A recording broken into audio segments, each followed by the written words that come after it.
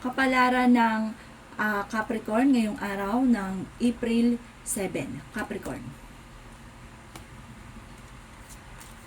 Sinasabi po dito ng ating tarot card Capricorn na meron kang matagal ng wini-wish na matutupad. Sinasabi rin po dito na ang pinakamayor na problema mo sa ngayon, i-improve nyo daw po ang inyong pampinansiyal. May proposal ka na paparating, parang may mag-aalok sa inyo na sosyo kayo, or may mag-aalok na ibenta mo to. Kaya sabi rin po dito na maaaring kayo daw po ay kumawala sa matagal mo ng pinagtitiisan.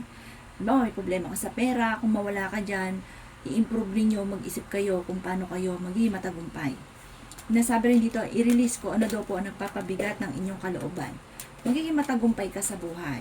Sabi rin po dito, maraming mga hindi inaasahan na blessing na paparating.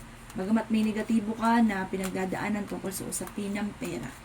Kayo daw po ay swerte sa inyo pong mga anak. Kaya sabi rin po dito na maaaring may maiisip kang pamamaraan kung paano kang magiging matagumpay. Maraming mga hindi inaasahan na magagawa ninyo na dito pala kahiyayaman. Sabi rin po dito, dahil sa inyong kasipagan, madadagdagan pa ang inyong kita. Para sa pagtatanim nyo ng pagtatanim, malapit nyo na daw po itong anihin. Maging balance ka lang sa lahat ng bagay. Kaya sabi rin po dito na huwag kang mawawala ng kumpiyansa sa inyong sarili. Ang lucky color po ninyo ay pink at ang lucky number po ninyo ay nagsisimula sa 18, ganon din po sa number 9, ganon din po sa number 3, 16, 45, at ganon din po ang 42. Good luck po!